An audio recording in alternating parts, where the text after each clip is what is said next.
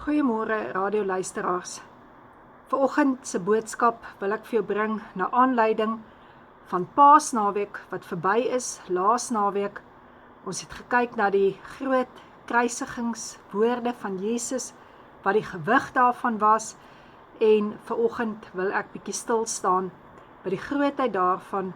Jesus het opgestaan, Maria Magdalena se woorde, hy leef, en dan ook hierdie woorde wat die tema vir die boodskap is.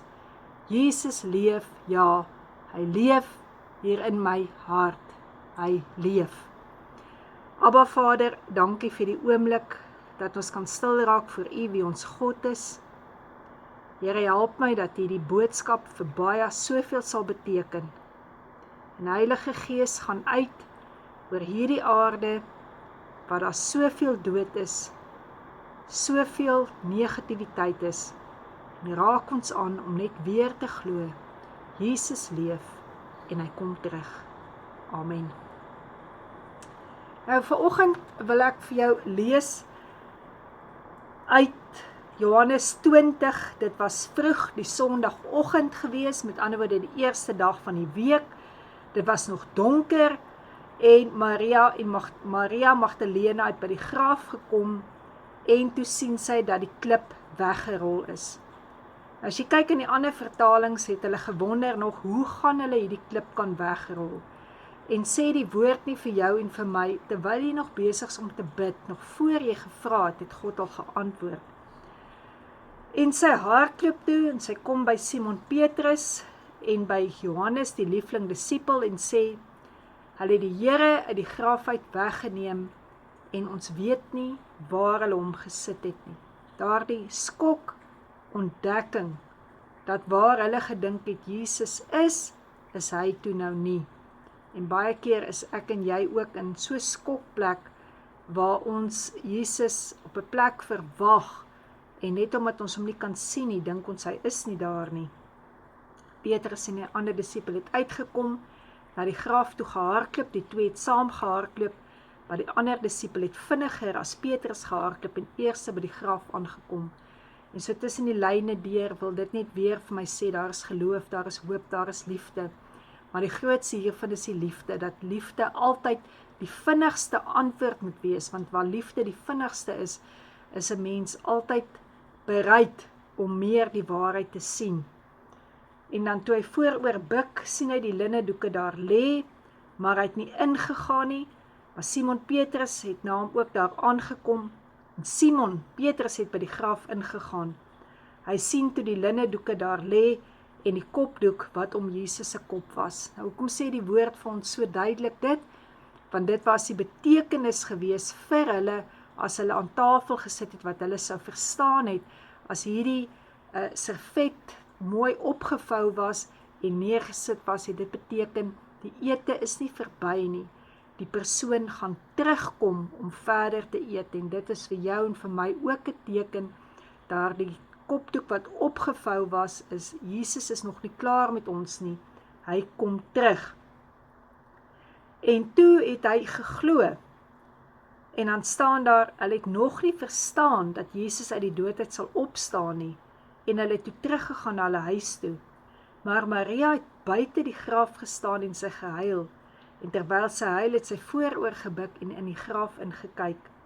Sy sien toe twee engele met wit klere daar sit by die plek waar Jesus se liggaam gelê het, een aan die koppenend en een aan die voetenend, en hulle vra, waarom huil jy? Nou, hierdie is vir my 'n baie bekosbare stukkie woord. Toe ons in Israel was, het ek vir my lievelingman gesê, Gerard gesê, ek is seker ons gaan 'n kansie kry om alleen in die graf te wees. Was sommer net ek en hy wat so tyd afgevat het en net deur Israel baie belangrike dinge gaan doen het. En die kans dat jy daar alleen is regtig omtrent 0. Maar ek het net geweet, ons gaan 'n kans kry, en ons het ook hy kans gekry om in daardie graf alleen communion te kon gebruik, en dit was so kosbaar vir ons gewees. En daar het ek net beleef, toe die een engel aan die koppenend sit en die ander engel by die voete, is dit nie maar the mercy place nie, is dit nie maar die mercy seat nie. die versoendeksel wat ons weet wat op die ark, die verbondsark was, is dit nie maar daardie plek waar Jesus vir ons intree en waar hy vir ons sit aan die regterhand van Vader nie.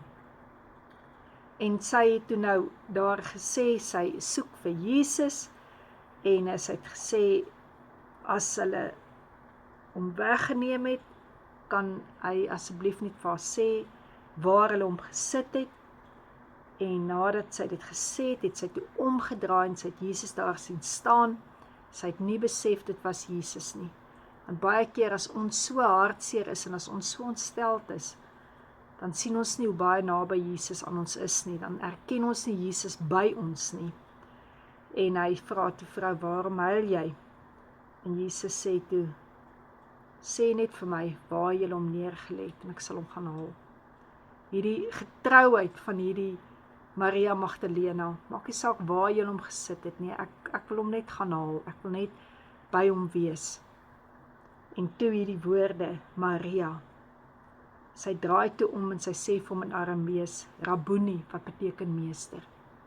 Ja, daardie wat hy vir jou sê, ek het jou by jou naam geroep, ek ken jou, ek weet wie jy is, jou naam is in my handpalm gegraveer, en toe sy daardie bekende stem hoor, soos wat die woord sê, hy is die goeie herder, en ons sal sy stem herken, toe draai sy om, en sy sê vir hom meester, sy sê vir hom teacher, sy sê vir hom leer my, en daar sê hy toe, vir hom moenie my nou vashou nie, ek het nog nie na die Vader toe opgevaar nie.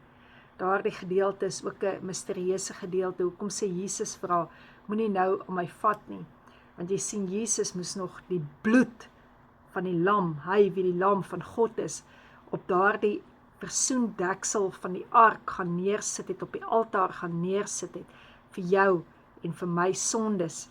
Daardie het nog nie gebeur nie, soos in die hemels op die aarde moes dit ook gebeur het.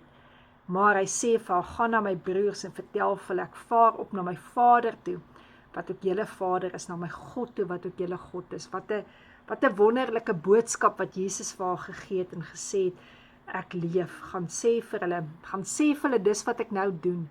Ek gaan nou na Vader toe, maar Vader is nie net meer alleen my Vader nie, Vader is ook nou julle Vader. En Maria Magdalena het die boodskap aan Jesus so gaan oordra. Sy het gesê, ek het die Here gesien. Sy het ook vertel wat hy vir haar gesê het.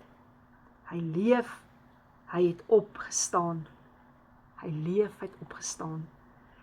En ons vraagies is sommer vanoggend, pas ons nie partykeer grafte op in ons lewe, wat leeg is nie, staan ons nie partykeer stil by dinge in die verlede, wat ons lankal moes laat gaan het nie. En ons moet net besef dat al wie daar vir ons iets kan doen, is regtig net Jesus Christus. En dan hierdie opstanding is selfs vir hulle wat twyfel, dat ons dit kan leef, dat mense by ons kan sien, maar hoekom leef ons anders, want Jesus leef in ons. En wat God vir Jesus gedoen het, sal God ook vir jou doen. Hy sê, dat dieselfde krag, die opstandingskrag wat in Jesus was, is ook in jou en my. En dat ons weet, ons is nie net saam met hom gekruisig nie, maar ons het saam met hom opgestaan. Ons is die een aan wie God die mag, die krag gegee het, om die ewige lewe te kan hê. En ek is dood vir die sonde, daar het iets met my gebeur in daardie graf, maar ek het opgestaan, en ek leef nou, want hy leef hier binne in my. En ons dink aan Johannes 11, vers 25, waar Jesus vir haar gesê het, ek is die opstanding en die lewe, wie in my glo sal lewe, al sterf hy ook, en elkeen wat lewe in my glo, sal in alle ewigheid nooit sterf nie. Glo jy dit, Martha? En om vanoggend jou net daar te los by hierdie woorde, my storie is in sy opstanding. My storie is in sy opstanding. Het ek gekom by die plek al, waar ek weet, maar Jesus leef, hy leef hier binne in my. Ons kan sy bloed vanoggend drink, met die vaste wete, hy leef hier binne in my. Ek kan sy liggaam vanoggend eet, met die vaste wete, hy leef hier binne in my. Amen.